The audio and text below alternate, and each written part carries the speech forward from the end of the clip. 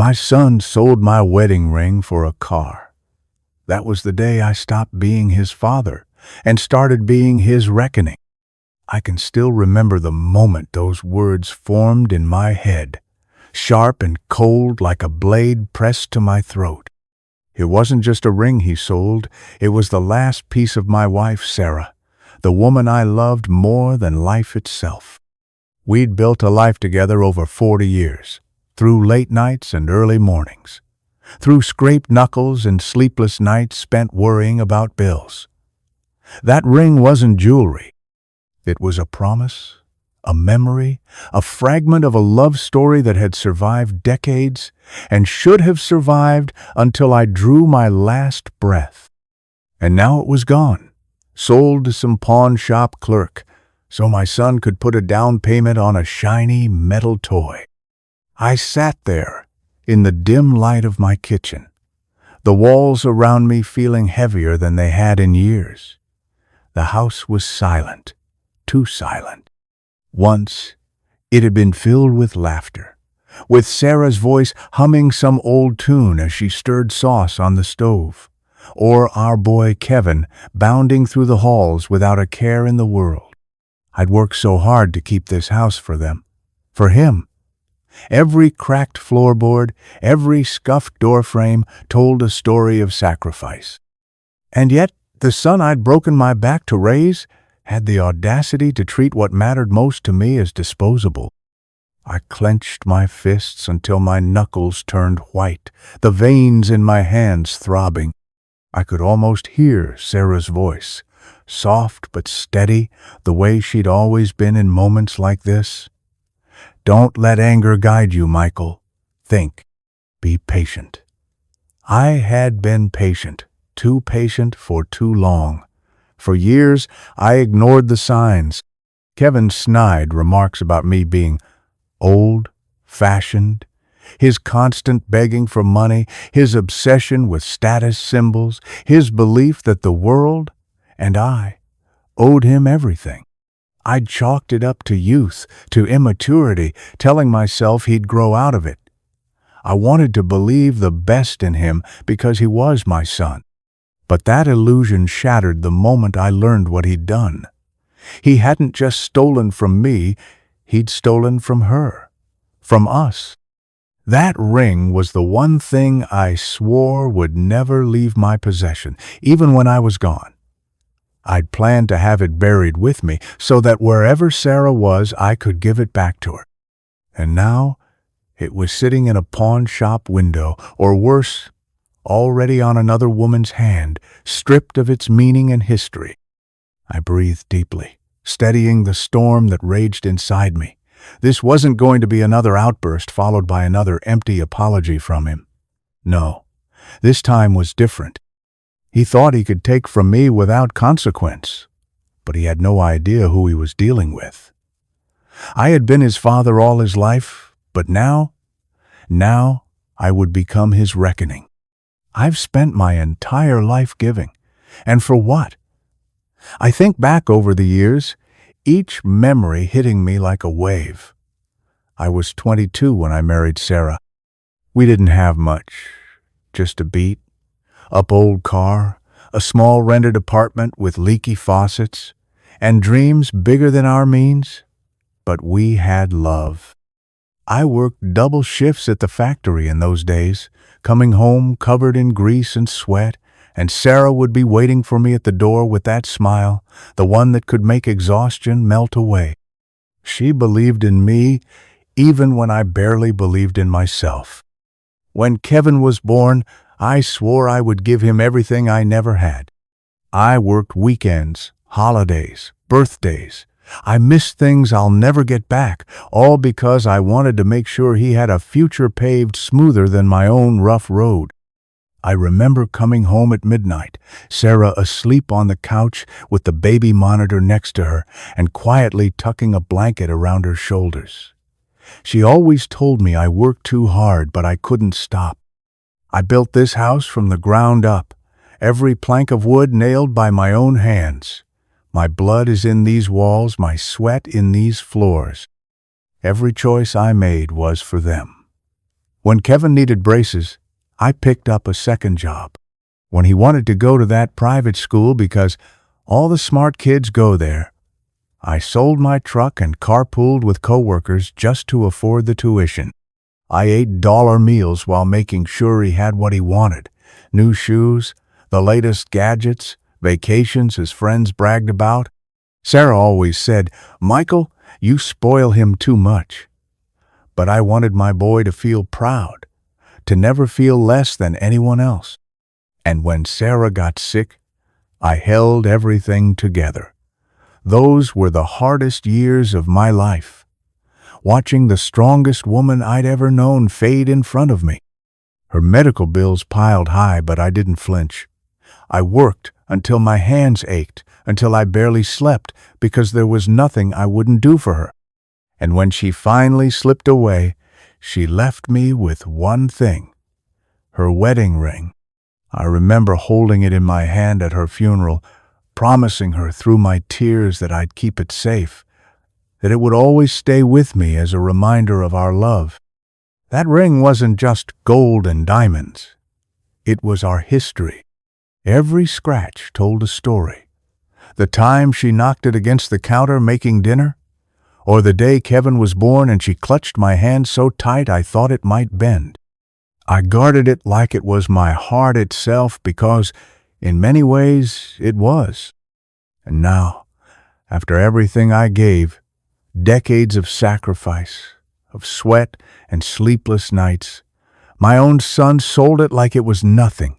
That betrayal cut deeper than any wound I've ever known. I should have seen it coming. The signs were there, woven into years of small moments I brushed aside. At first, they felt harmless. A sharp tone here, a dismissive remark there. I told myself it was just teenage rebellion, that all kids go through phases. But looking back now, I see how each incident chipped away at the respect between us, turning my son from the boy I loved into someone I barely recognized. I remember the first time it truly stung. Kevin was 14, and I'd spent my entire Saturday fixing his bike. The chain was rusted, the tires were flat, but I wanted him to have it ready for school on Monday. When I wheeled it into the driveway, proud of the work I'd done, he didn't even look up from his phone. "Took you long enough," he muttered, scrolling with a bored expression. I laughed it off, ruffling his hair, but the words stuck. By 16, he wanted a car. Of course he did. I told him he'd need to get a part-time job to help pay for it, like I had when I was his age. His response? He scoffed. "That's your job, Dad. You're the parent. Parents buy cars for their kids." I remember standing there, holding my tools, wondering when my son had started seeing me not as his father, but as some sort of endless wallet. Even Sarah noticed. She'd whisper to me at night, her brow furrowed. "You need to be firmer with him, Michael." He's starting to sound entitled. But I couldn't bring myself to discipline him the way I should have. I didn't want to be the bad guy. I'd grown up with nothing, and I thought if I gave him more than I ever had, he'd grow up grateful. Instead, it only bred arrogance. I can still hear his voice from his college years. I was paying his tuition, covering his rent, even sending him grocery money. Yet every call seemed to start the same way. "Hey, Dad, I need more. Always more." And when I hesitated, even for a second, he'd guilt me. "You don't want me to fail, do you? You can afford it." That one hurt because he was right. I could afford it, but not without sacrificing pieces of myself. My retirement fund dwindled. My health declined from overwork, but I kept saying yes. The worst was after Sarah passed. I was drowning in grief, trying to keep it together, and Kevin came home one weekend. I hoped he'd be there to comfort me, but instead, he criticized everything. The old furniture, the car I drove, even the meals I made. "You should sell this place and get something nicer," he said casually, like the home Sarah and I built together was just a burden to him. I bit my tongue because I didn't want to fight. Now I see it clearly. Every time I stayed silent, I taught him it was okay. Every time I gave in, I handed him another reason to disrespect me. I thought I was keeping the peace. Instead, I was raising a storm that would one day tear my world apart. I'll never forget the hollow feeling in my chest the moment I opened the safe. I'd gone to retrieve my wife's wedding ring like I'd done countless times before, just to hold it, to feel that connection to her when the loneliness grew unbearable. But this time, my hand reached into nothing but air. I froze, my fingers brushing the cold steel bottom.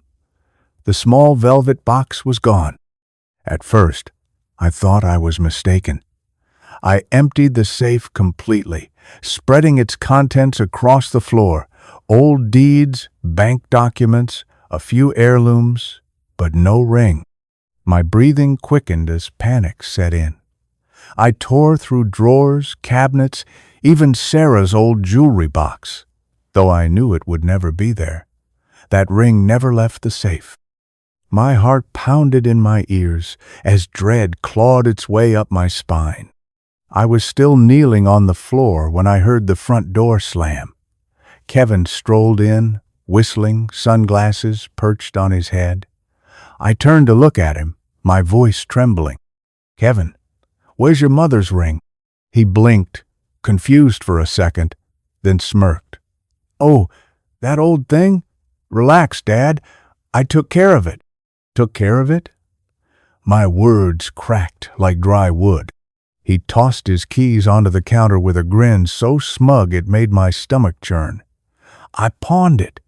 Put the cash toward my new car. You should see it. Sleek, red, 0 to 60 in 4 seconds. Honestly, Dad, it's an upgrade." That ring was just sitting there collecting dust. For a moment, I couldn't breathe. My hands trembled so violently I had to grip the counter to steady myself. You what?" He rolled his eyes like I was overreacting. "Don't be so dramatic. It's not like Mom's coming back to wear it, right? And besides, it's just a ring. I'll pay you back eventually." Just a ring. Those words echoed in my skull, sharp and merciless. He didn't see it as the last piece of his mother, the symbol of the life we built. To him, it was nothing more than collateral for a shiny toy he could show off to his friends. I stared at him, trying to find some trace of remorse, but there was nothing. Only arrogance, only pride. He tilted his head, expecting me to say something, to laugh it off, like I always did. But I didn't. I couldn't. Instead, I stood there in silence, my knuckles white against the counter. Deep inside, something shifted. The part of me that had always forgiven, always explained away his behavior, finally snapped. I saw Sarah's face in my mind. Her smile, her laughter, her ring glinting in the sunlight the day I proposed. And in that moment, I vowed silently. This wouldn't go unanswered. He thought he'd won. He thought I'd do nothing. He had no idea what was coming. I stood there, my chest heaving, as Kevin casually leaned against the counter like nothing was wrong. My voice came out low and steady, though I felt the anger burning beneath my skin. "Kevin," I said, "you tell me exactly what you did. Where is your mother's ring now?" He shrugged, picking up an apple from the fruit bowl and biting into it like we were having an ordinary conversation. "I told you, Dad. I pawned it. Don't look at me like that. It's not a big deal." "Not a big deal?"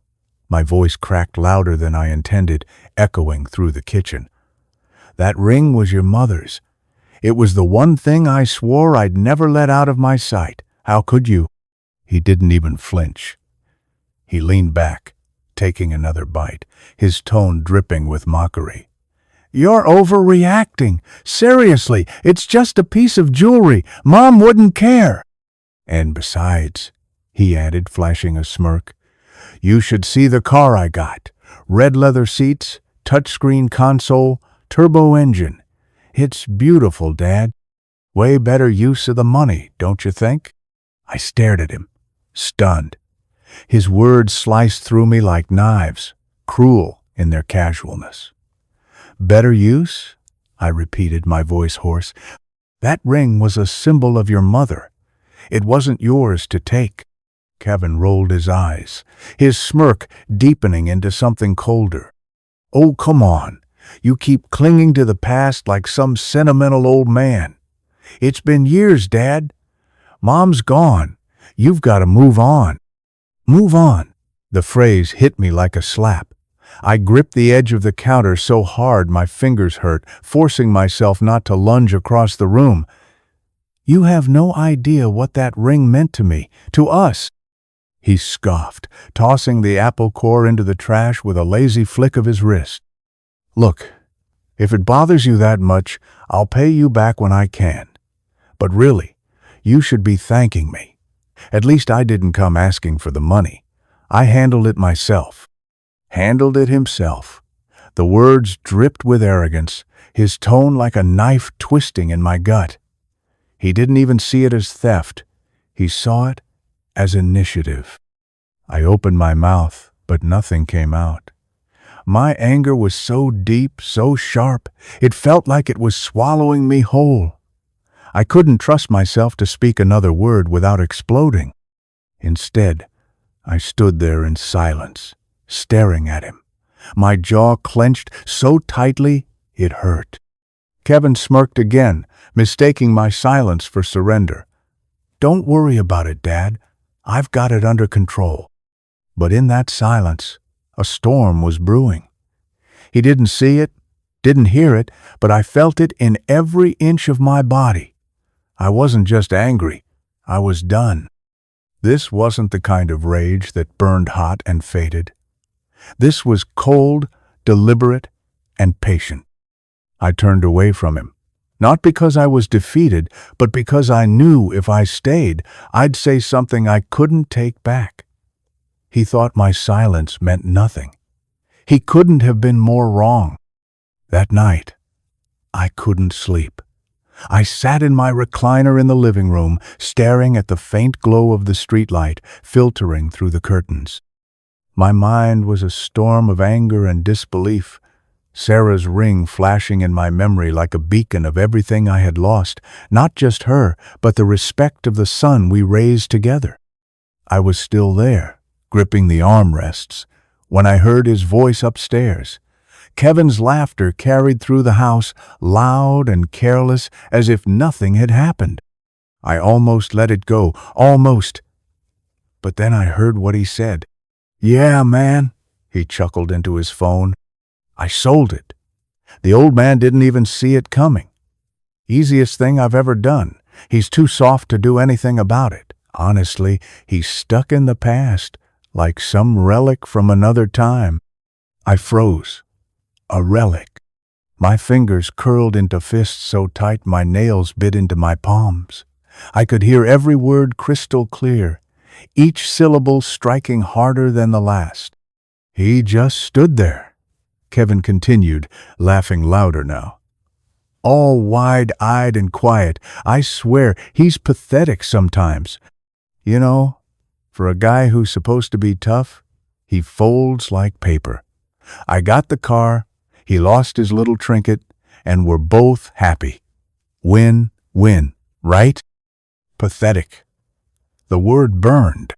I sat there in silence, every muscle in my body trembling. I thought of Sarah, how she used to tell me, Michael, one day he's going to push too far. You need to be ready for that. She was right. She'd always been right. I had been patient. I had endured every insult, every demand, every selfish act, convincing myself it was what fathers did. But this wasn't parenting anymore. This was survival.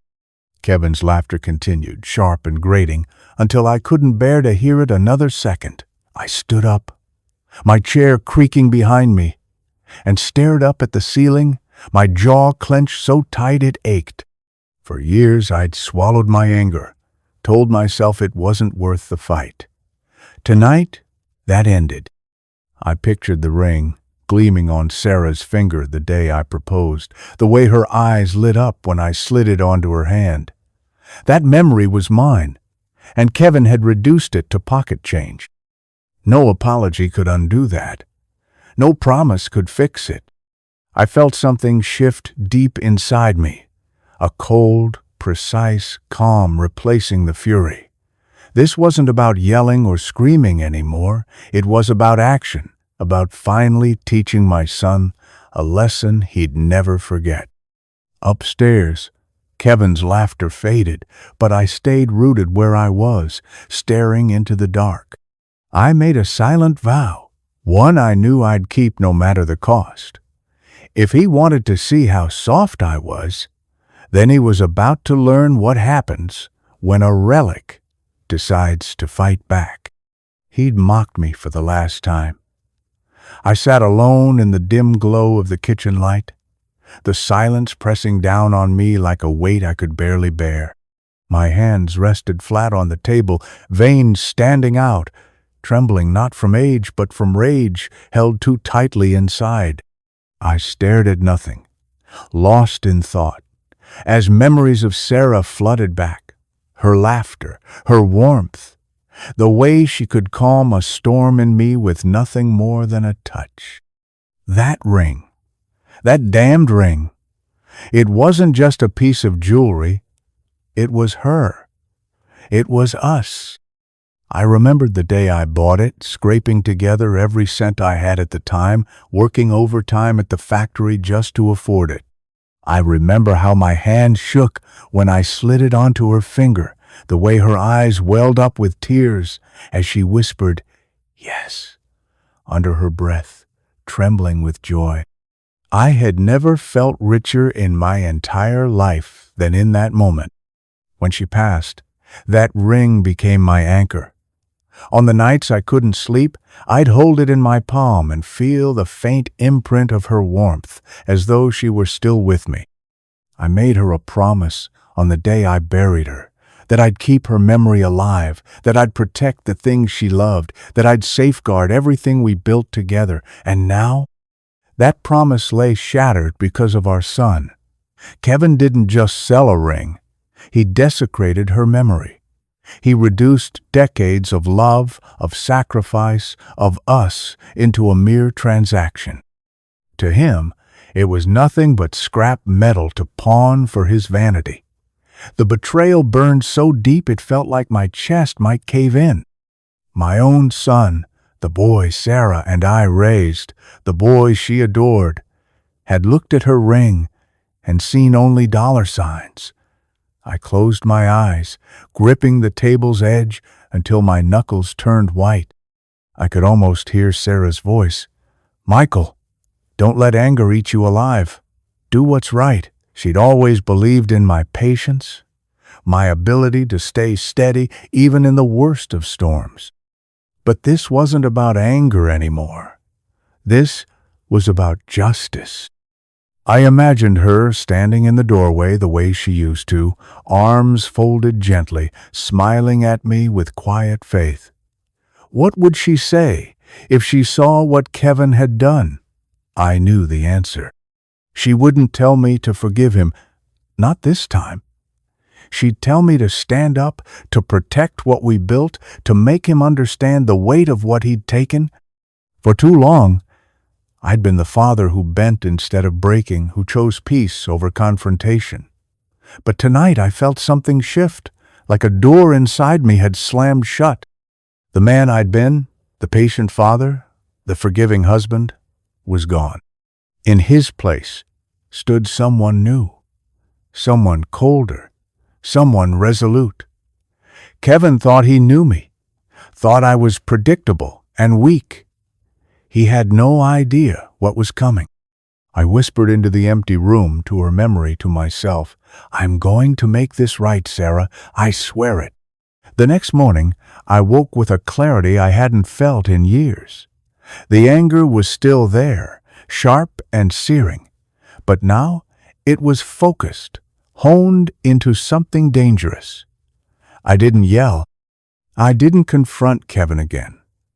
Instead, I poured myself a cup of coffee, sat at the table, and began making calls. The first was to my lawyer, Mr. Wallace. He'd handled my affairs for decades, a sharp, meticulous man who never missed a detail. When I told him I wanted to meet, he didn't ask questions. He just gave me a time. When I arrived at his office, I felt like a soldier stepping onto a battlefield I'd prepared for my whole life without knowing it. Mr. Wallace looked up from his desk, brow furrowed slightly at the sight of me. "Michael," he greeted, "what's going on?" I sat down, steadying my voice. "I need to revise my will. Effective. Immediately. And I need to restructure my assets, my house, my accounts, everything. My son is to be completely removed from all legal and financial access." He leaned back, studying me carefully. "This is serious. Are you sure you want to do this?" "I've never been surer of anything," I replied. My tone left no room for debate. From there, it was hours of paperwork, signatures, and quiet, methodical planning. I transferred the deed of my house into a trust he couldn't touch, closed joint accounts Kevin still had access to, and rerouted every financial thread that connected him to me. Each pen stroke felt like another wall erected between us, and strangely, it brought me peace. Next was my financial advisor, Mrs. Patel, a sharp-eyed woman who'd managed my retirement for years. She raised an eyebrow when I explained what I needed: consolidation of my liquid assets into secure accounts with restricted access, investment of funds into vehicles Kevin couldn't reach, and a reallocation of my savings to beneficiaries other than my son. She hesitated only once. "Michael, you're aware this essentially disinherits him entirely?" I nodded. "That's the point." Her expression softened, but she didn't press further. Instead, she worked quickly, moving numbers around with precision while I watched the digital walls rise around my life's work. By the end of the day, my entire financial foundation was locked down tight. My house, my accounts, my retirement, all of it legally shielded from Kevin. He could shout, beg, or threaten all he wanted, but he wouldn't touch another dime of what Sarah and I built. As I left those offices, the cold winter air bit at my face, but I felt lighter. This wasn't just about revenge, it was about control. For the first time in years, I had it back. Kevin still believed I was the same man he'd mocked on the phone, the relic too soft to act. But I was done playing that role. Quietly, silently, I was laying the groundwork for something he'd never see coming. And when the time came, he'd finally learn what happens when you mistake silence for weakness. Hiring a private investigator wasn't a decision I made lightly, but it was necessary. If I was going to dismantle Kevin's false sense of security, I needed to know exactly what he was hiding. Mr. Wallace recommended a man named Greg Foster, discreet, efficient, and relentless when it came to uncovering the truth. Greg met me in a quiet corner booth of a diner on the outskirts of town. He was a no-nonsense type, sharp suit, sharp eyes, the kind of man who made his living by seeing things others overlooked. I handed him a recent photo of Kevin and a brief description. "I need to know everything," I said, my voice low. "Finances, habits, any skeletons in the closet. Leave no stone unturned." Greg didn't ask why. He simply nodded, slid the photo into a folder, and said, "Give me 2 weeks." Those 2 weeks dragged on like molasses, each day feeding my anticipation. When the call finally came, Greg's voice was calm but edged with something that told me he'd uncovered exactly what I hoped for. We met again, and this time he came prepared, a thick folder that hit the table with a satisfying thud. "Your son," Greg began, "is living far beyond his means." He laid out photos, documents, credit statements, evidence so damning it was almost unbelievable. Kevin wasn't just reckless, he was drowning. His flashy new car, not bought, but leased, already 3 months behind on payments. His credit cards, maxed out. And worse, several were in my name, accounts I didn't even know existed. My stomach twisted when Greg pointed to my forged signature on one of the documents. "He's been using your credit score to secure high-limit cards," Greg explained. "Most of them are at risk of default.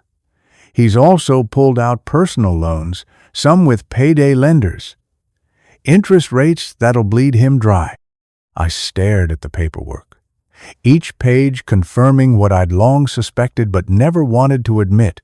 My son wasn't just entitled, he was reckless, desperate, and utterly convinced I'd keep bailing him out. It got worse. Greg produced bank records showing transfers from my accounts, small amounts, siphoned slowly over months, routed to Kevin's. I'd barely noticed them, distracted by bills and routine expenses. Then came the kicker. The car title? It's in his friend's name. He couldn't get approved himself. Everything he's flaunting isn't even his. Greg slid over a final photo. Kevin at a club, waving around stacks of cash, laughing with friends. I felt sick. But beneath the nausea was something colder, sharper, satisfaction. Kevin had built his entire image on a foundation of lies and stolen support, and I now had proof of every brick. "Send me copies of everything," I said, my voice steady. Greg nodded. "Already in your email."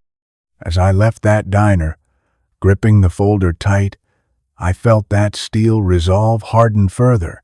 Kevin thought he was untouchable, invincible. But now, I held every piece of evidence I needed to bring his fantasy world crashing down. This wasn't just revenge anymore. It was justice. I turned my office into a war room. The moment I got home from meeting Greg, I spread the folder across my desk, the damning evidence glaring back at me under the harsh glow of my desk lamp. Bank statements, photographs, forged documents. It was all there, a web of deceit Kevin had spun, believing I'd never looked too closely. I started with the forged signatures. One by one, I scanned them into my computer, lining them up next to my real signature for comparison. The differences were obvious to anyone with eyes, and I knew a handwriting expert would confirm it. I wanted irrefutable proof, evidence so airtight even Kevin wouldn't be able to deny it when it came time to confront him. Next, I went through my phone. I scrolled through months of text messages, reading his casual admissions like they were confessions in a courtroom. There it was. "Dad, I'm going to borrow the ring for a bit. Don't freak out. Pawn shops give good money for this kind of stuff. Chill, I'll pay you back." Each message felt like another nail in his coffin. I screenshotted them all, printing them in high resolution, labeling dates and times in bold red ink. But I didn't stop there. I remembered that night I overheard him mocking me on the phone, calling me a relic, bragging about how easy it was to take what he wanted. That memory gnawed at me until I decided to make it concrete. I bought a small voice recorder, one of those discreet models you could slip into a pocket, and waited. The opportunity came faster than I expected. A few nights later, Kevin was pacing the kitchen, on the phone again, laughing loudly. I left the recorder running in the next room. "Yeah, he's clueless," Kevin was saying. "I could take whatever I want and he wouldn't even notice. Sold the ring? No problem." Dude just stood there looking lost. Easiest thing I've ever done. I played it back afterward, the sound crisp and damning. Hearing those words replayed not just once but over and over made my blood run cold. He had no shame, no fear. That arrogance would be his undoing. Piece by piece, I built the case.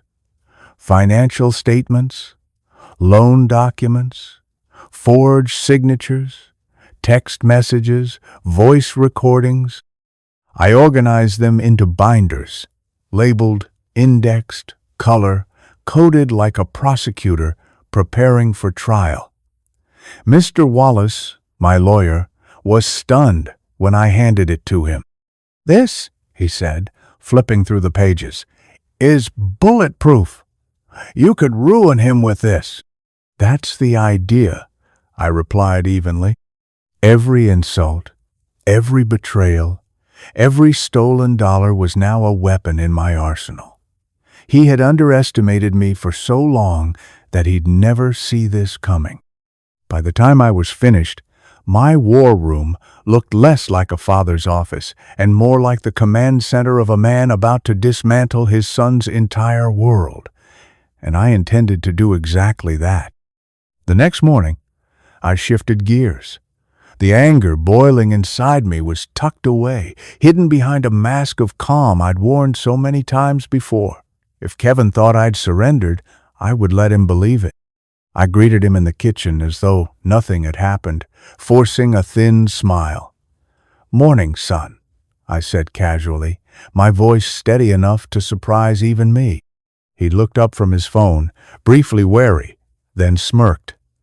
"Morning, Dad. Feeling better? Finally over that whole ring thing?" I swallowed my fury and nodded slowly. "I suppose I overreacted," I said with a shrug. "It's just a ring, right? You're young. You needed it more than I did. Let's move on." His grin widened, that arrogant, self-satisfied grin. "Knew you'd come around, see? No harm done." He turned his attention back to his phone, completely convinced he'd won. And just like that, I saw the shift in him. The more I feigned forgiveness, the bolder he became. Over the next week, he strutted around the house like he owned it, bragging about his car to friends on speakerphone, laughing about how old guys don't get it, his voice dripping with that same smugness I'd recorded before. Every word he spoke, every careless slip, became another brick in the wall I was building around him. I played my part perfectly. I cooked dinner for him, asked polite questions about his day, even listened to his stories about nights out he couldn't afford. He didn't notice me watching him, cataloging his every move, every boast, every reckless decision. He didn't notice me slipping into my office after he went out, reviewing the evidence, tightening the noose. One evening, I casually brought up finances. "You know, Kev, I was thinking of adding you to one of my accounts, just to make things easier," I said, my tone light, friendly. His eyes lit up like a child on Christmas morning. "Really?" he said, leaning forward eagerly. I chuckled and waved a hand dismissively. "We'll talk about it, just don't worry about money, all right? Focus on enjoying your life." He nodded eagerly, completely oblivious to the fact that I'd already cut off every account he had access to, rerouted every asset out of his reach. His arrogance had made him blind, and I was using that blindness to lay every piece of my trap right in front of him. He didn't see the calculated calm in my eyes. He didn't notice the way I filed away his casual confessions like ammunition. No, Kevin thought he'd broken me, thought I'd rolled over and accepted his betrayal. But in reality, I was simply waiting, tightening my grip on the rope while he cheerfully placed his head into the noose. And soon enough, I'd pull it. It was during my weekly meeting with Mr. Wallace that everything shifted. We sat in his office, papers spread across the polished oak desk, the evidence of Kevin's betrayal laid out neatly between us. Wallace adjusted his glasses, scanning the documents I'd collected, the forged signatures, the unauthorized loans, the accounts siphoned dry. "Michael," he said finally, tapping one of the files with his pen, "I think we've found something." I leaned forward. "What do you mean?" He turned a page toward me, pointing at a clause in a property agreement I hadn't thought about in years. "Remember when you refinanced the house after Sarah passed? Because of the terms, the property is still legally held in your name alone. Kevin's not listed anywhere, not even as a tenant. That means—" I felt a slow, cold realization creeping over me. "That means I can evict him." Wallace nodded. "Exactly. More than that, because of the outstanding debts tied to your credit and his fraudulent use of your identity, you can take full legal action to remove him immediately. He has no standing." I sat back, letting the weight of those words sink in. All this time, Kevin had strutted around as if the house was his, boasting to his friends, holding parties, treating it like his personal palace. He never even realized he was a guest in my home. "And the car?" I asked. Wallace's smile was thin and sharp. "The lease is in default, and the title isn't even in his name." With the documentation Greg provided, the forged signatures, the fraudulent financial trail, you can force a repossession order. The dealership will take it back within days. I stared at the paperwork, my pulse steady, my breathing even. This was it, the lever I needed. One legal technicality after another lined up like dominoes. Kevin had built his empire on a foundation of sand, and now I was standing over it with a hammer. Wallace slid the final set of forms across the desk. "We can file these today. The eviction notice, the fraud claims, the repossession orders. Once these are in motion, he won't know what hit him." I picked up the pen without hesitation. Each signature felt like a blade cutting through years of disappointment and betrayal. I wasn't just reclaiming my house and my assets. I was reclaiming control of my life, of everything Sarah and I had built. When I left Wallace's office, the winter wind cut at my face, but I barely felt it. In my hand, I held the power to strip Kevin of every false comfort he'd taken for granted, the roof over his head, the car he flaunted, the illusion of untouchable arrogance he'd wrapped himself in. He had no idea that his world was about to come crashing down, and I intended to be the one who pushed it. It was a cold, quiet morning when I finally pulled the trigger. The air felt still, almost heavy, as if the world itself knew something was about to change. I sipped my coffee slowly, savoring the calm before the storm. Everything was in place, every signature filed, every document submitted. All that was left was to watch it unfold. At precisely 8 a.m., my lawyer initiated the first step, freezing every account Kevin had access to. Within minutes, the credit cards he'd been using so freely were dead plastic in his wallet. Simultaneously, Wallace filed the fraud charges, complete with the forged signatures, unauthorized loans, and transfers Greg had uncovered. Each piece was airtight, leaving no room for argument or defense. The eviction notice came next. A process server arrived at the house mid-morning, a man in a crisp suit who barely looked up from his clipboard as he knocked on Kevin's bedroom door.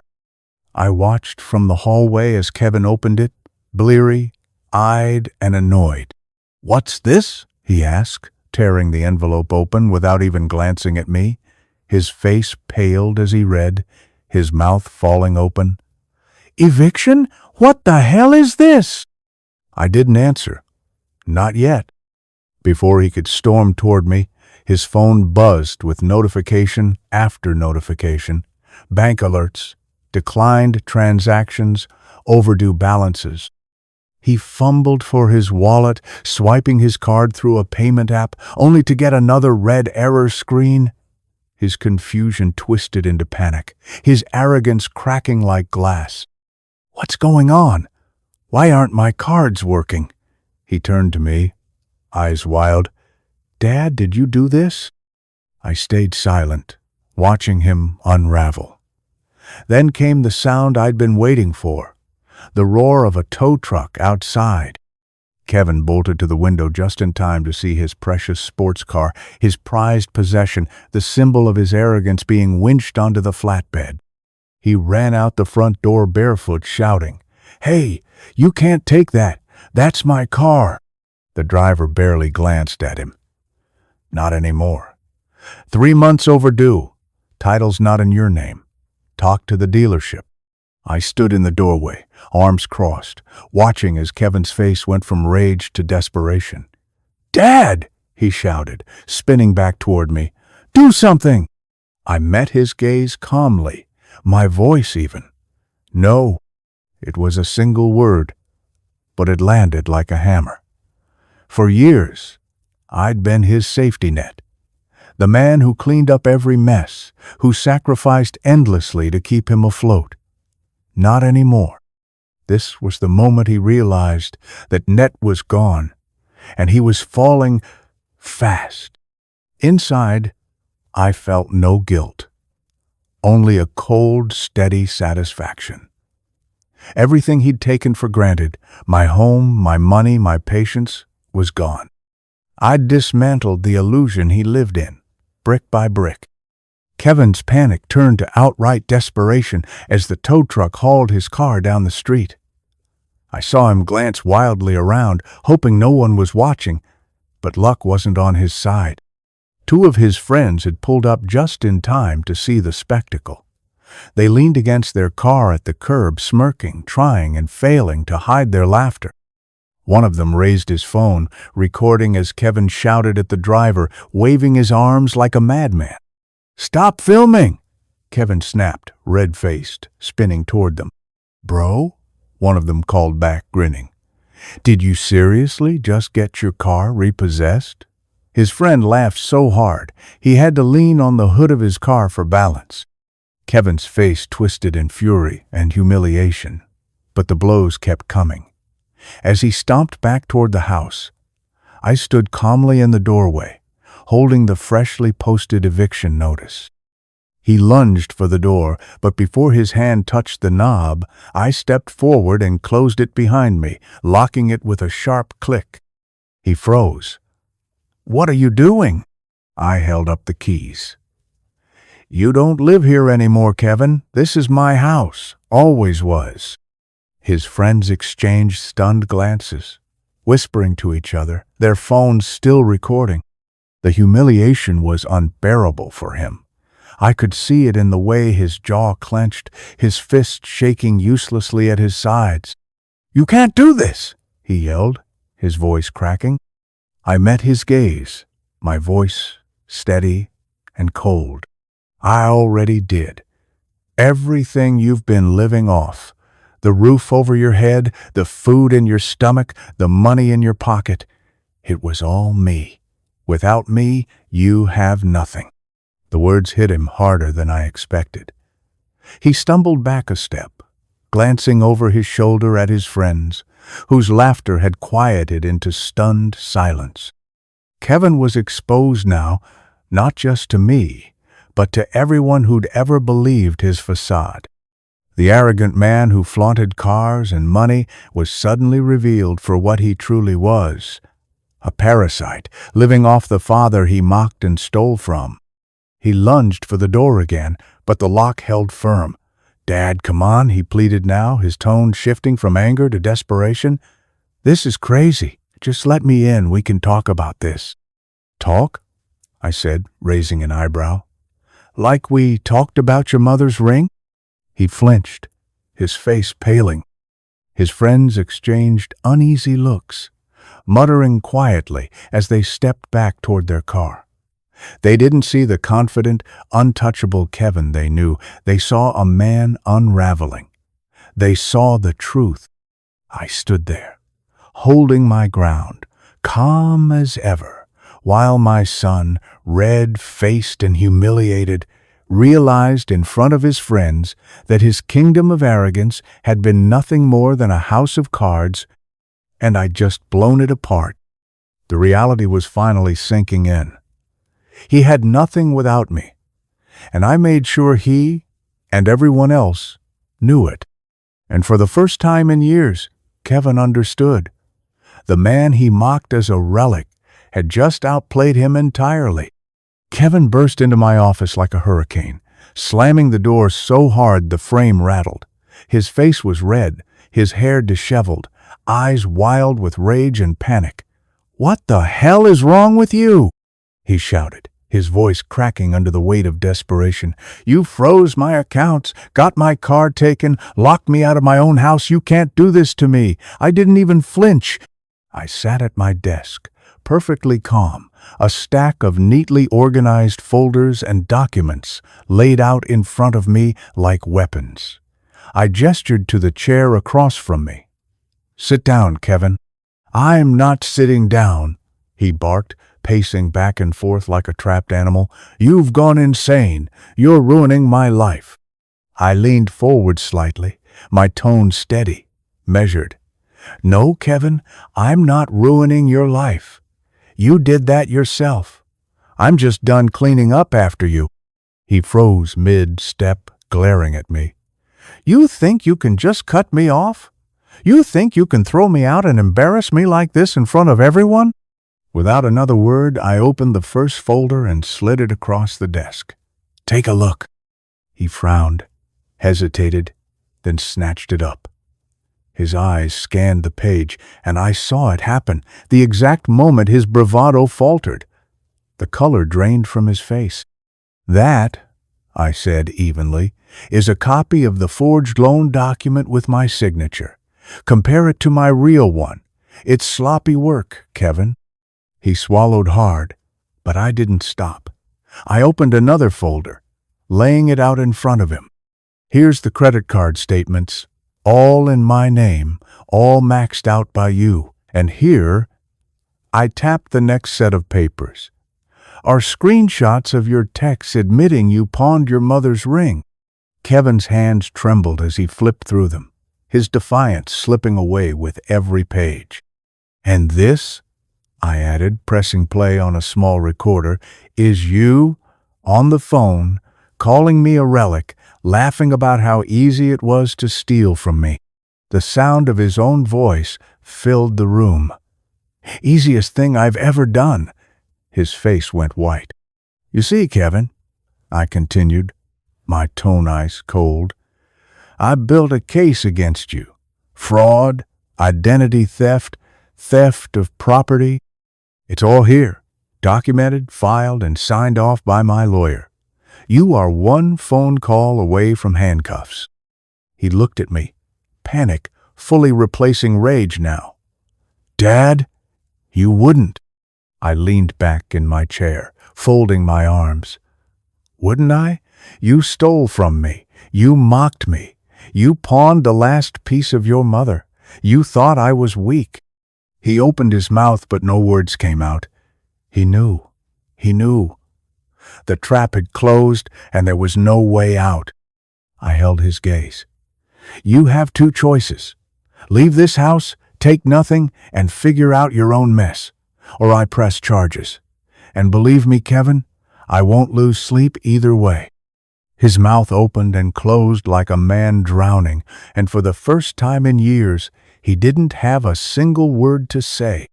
Kevin stood there frozen, his hands still gripping the edges of the papers I'd laid before him, his knuckles white. His mouth opened like he wanted to argue, but no sound came out. I could see it in his eyes, the dawning realization that there was no way out, No excuse strong enough, no manipulation clever enough to undo what he'd done. I leaned forward, my voice low and sharp, cutting through the thick silence between us. You didn't just steal a ring, Kevin. You spat on your mother's memory. He flinched, his eyes darting to the floor. I saw it, the guilt he'd been avoiding, the one thing he could never deflect. Sarah's name hit him harder than anything else I'd said. That ring, I continued, my voice unwavering, was the last piece of her I had. It was a symbol of 40 years of love, sacrifice, and everything we built together. And you sold it for a car you couldn't even keep. Dad, I slammed my hand down on the desk, silencing him instantly. No, you don't get to talk now. You had every chance to make this right, and you mocked me instead. You called me a relic, a fool. You laughed about how easy it was to take from me. He swallowed hard, his face pale. You've lived your whole life thinking I'd always be there to catch you. Well, not anymore. I stood, walking around the desk until I was standing directly in front of him. He wouldn't meet my gaze. Now, you'll see what it means to stand on your own. He shifted uncomfortably, his voice trembling. Where am I supposed to go? I stared at him, unblinking. That's not my problem anymore. For a long moment, the room was silent except for his ragged breathing. Then finally, he dropped his gaze completely, his shoulders slumping as if the weight of it all had finally crushed him. Without another word, he turned toward the door. I followed him to the entryway, watching as he opened it. His friends, who'd witnessed his earlier humiliation, were nowhere to be seen now. He was alone, completely, utterly alone. He hesitated for a second, glancing back at me, his face a mix of anger, regret, and fear. But I didn't say anything more. I didn't need to. He stepped outside, the door closing behind him with a hollow thud that echoed through the house. For the first time in years, the silence that followed didn't feel heavy. It felt clean, final. I locked the door.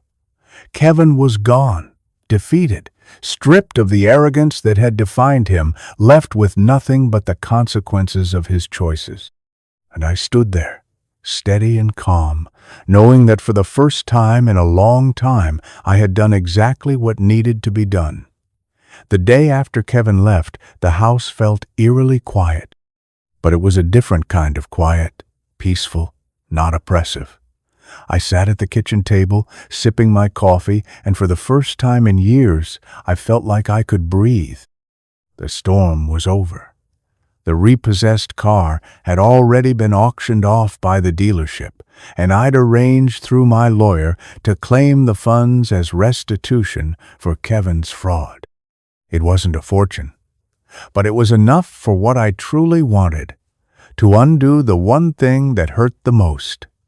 I drove into town that afternoon, heading straight to the pawn shop where Greg's report had tracked Sarah's ring. The place was small, dusty, with glass cases filled with forgotten treasures and regrets. The bell above the door jingled as I stepped inside, and the man behind the counter, a wiry fellow with tired eyes, looked up. "Can I help you?" he asked. "Yes," I said, pulling a printed photo from my coat pocket. It was Sarah's ring, gleaming in the sunlight from the day I proposed. My hands trembled slightly as I placed it on the counter. "I believe you have this." He studied the photo, then disappeared into the back. When he returned, he was holding a small velvet box. My heart nearly stopped. He set it down gently, and when he opened it, there it was, the ring. It was exactly as I remembered, the gold band worn slightly smooth from years of her wearing it, the diamond still catching the light just so. My throat tightened, and for a moment I couldn't speak. "I'll take it," I said hoarsely. He named the price, and I didn't even flinch. I handed over the money, more than happy to pay twice that if it meant reclaiming this piece of Sarah.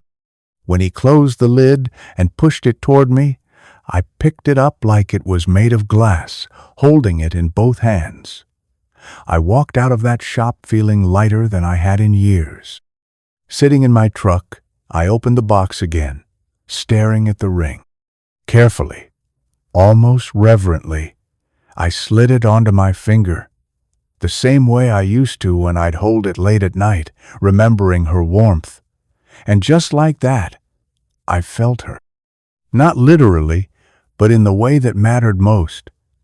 A quiet sense of comfort, of presence. As though she were right there beside me, smiling that knowing smile she always had, the one that told me she believed in me no matter what. I kissed the ring softly, closing my eyes. "I brought it back, Sarah," I whispered. "I kept my promise." In that moment, it was as if the weight of everything, the betrayal, the anger, the heartbreak, finally lifted. I'd reclaimed more than just the ring. I'd reclaimed her memory, her dignity, and my own peace. In the weeks that followed, the house settled into a quiet rhythm, one I hadn't felt in years. There was no shouting, no tension humming in the walls, just silence. And for the first time, it didn't feel lonely. It felt earned. I met with Mr. Wallace again, this time with a clear purpose. As I sat across from him in his office, sunlight streaming through the tall windows, I handed him a written list of beneficiaries. He scanned it, his brows lifting slightly. "So, Kevin is to be removed entirely?" "Yes," I said without hesitation. My voice was steady, resolute. "Not a cent, not the house, not the savings, nothing." "And you want to leave everything here?" He tapped the paper, reading it aloud. "To your granddaughter? And the remainder to local charities?" I nodded. The girl deserves better than the example her father set. And as for the rest, Sarah always wanted to give back. This way, her memory does some good. Wallace studied me for a moment, then gave a small, approving nod. "I'll draft the documents. Once these are signed, it's ironclad. He won't be able to contest it." "Good," I replied, leaning back in my chair. Later that evening, I sat at my desk with the finalized papers. As I signed each page, I felt a strange calm wash over me. Every stroke of the pen was deliberate, final, and deeply satisfying. It wasn't revenge anymore, it was closure. The knowledge that Kevin could no longer leech off my sacrifices, that he'd be forced to stand on his own for the first time in his life, brought me a cold, steady sense of justice. When I was finished, I tucked the documents neatly into the drawer beside Sarah's ring box. I rested my hand on it, feeling the cool metal beneath my skin, and for a moment I imagined her there, nodding in quiet approval, that gentle smile of hers lighting up the room like it always did. I poured myself a drink and stepped out onto the porch as the sun dipped low, bathing the sky in shades of gold and crimson. The chill of the evening air bit at my skin, but it felt cleansing, almost invigorating. For the first time in years, I wasn't weighed down by fear of what Kevin might demand next, or guilt for enabling him. That chapter of my life was closed. I raised my glass to the horizon and murmured softly, "It's done, Sarah. Everything we built, everything we loved, it's safe now." The cold satisfaction that settled in my chest wasn't bitter. It was steady, grounding. My son had learned what it meant to stand alone, and I finally felt peace. Real, unshakable peace, for the first time since she was gone. The cemetery was quiet that afternoon, the kind of stillness that feels sacred. A light breeze rustled through the trees, carrying with it the faint scent of pine and earth.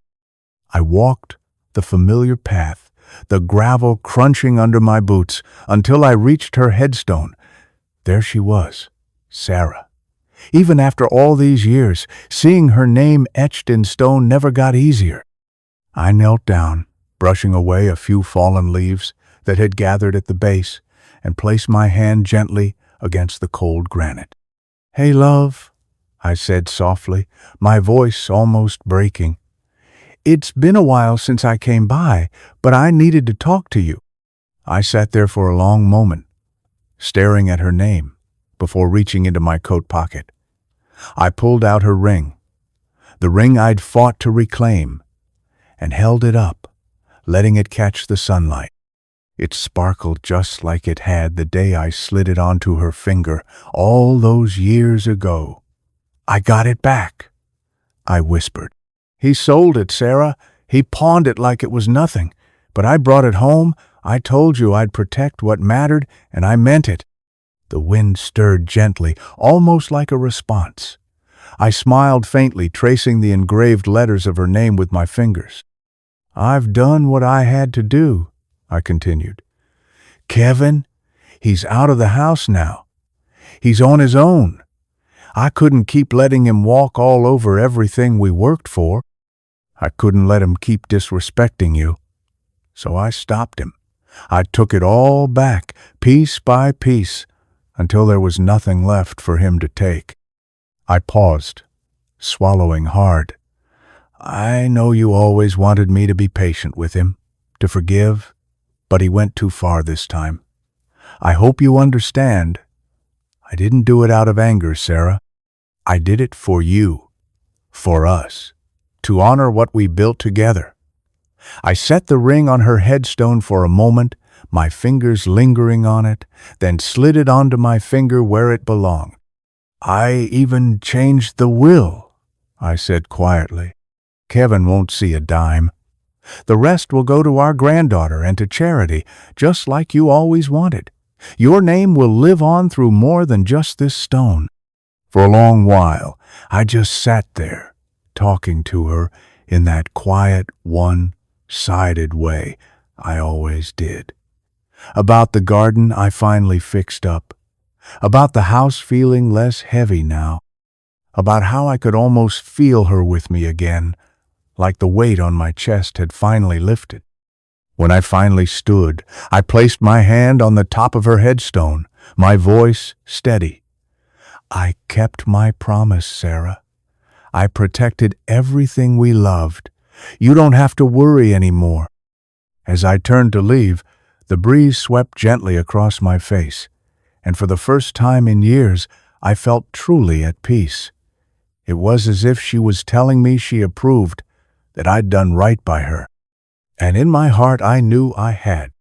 I stood on the porch that evening, the fading light casting long shadows across the yard I'd maintained with my own two hands for decades. The world was quiet. No shouting, no arguments, no tension clawing at my nerves. Just silence, steady and calm, the kind of silence that felt like victory. I slipped Sarah's ring off my finger for a moment, holding it up against the twilight sky. Its glimmer caught the last traces of sunlight, and I smiled faintly. Everything I'd done, every calculated step, every sleepless night of planning, had been for this, for her, for the life we'd built together, brick by brick, sacrifice by sacrifice. Kevin was gone now, his arrogance stripped bare, his fake bravado exposed for what it really was, dependence. He had thought himself untouchable, untethered from me, as if all I had provided was his by right. But I'd shown him differently. Piece by piece, I dismantled the illusion he lived in until he was left with nothing but the truth. He'd been standing on my shoulders his entire life, mocking me from above, never realizing I could shrug him off whenever I chose. I thought back to the look on his face as I laid out the evidence, as the walls closed in. The pale skin, the trembling hands, the silence of a man who had finally run out of excuses. That image would stay with me forever, not out of cruelty, but because it marked the moment he finally understood who I was. I turned my gaze toward the horizon, the cold winter air filling my lungs. I thought of Sarah, of her laugh, of her faith in me. I hoped she was proud of what I'd done, even if it wasn't the gentle patience she always encouraged. This wasn't patience. It was justice. I closed my fist around the ring, pressing it into my palm as I spoke aloud, my voice steady and resolute, a final verdict on everything that had happened. He thought I was weak. He thought I'd never fight back. But he learned the hard way. I built this family, and I can take it all away. The words hung in the air, sharp and certain, a declaration to no one and everyone at once. I slipped the ring back onto my finger, feeling its familiar weight settle against my skin. For the first time in years, I felt whole. The house, the ring, my peace, it was all mine again. I had reclaimed everything Kevin tried to take, and in doing so, I'd reminded him and myself of who I truly was. As the sun dipped below the horizon, I stepped back inside and closed the door behind me. A calm finality in every motion. The storm had passed, and I had won. Your time means a lot. Thank you for listening to my journey. If you enjoyed this story, don't forget to like the video, subscribe to the channel, and share your thoughts in the comments. To hear the next story, just click the box on the left.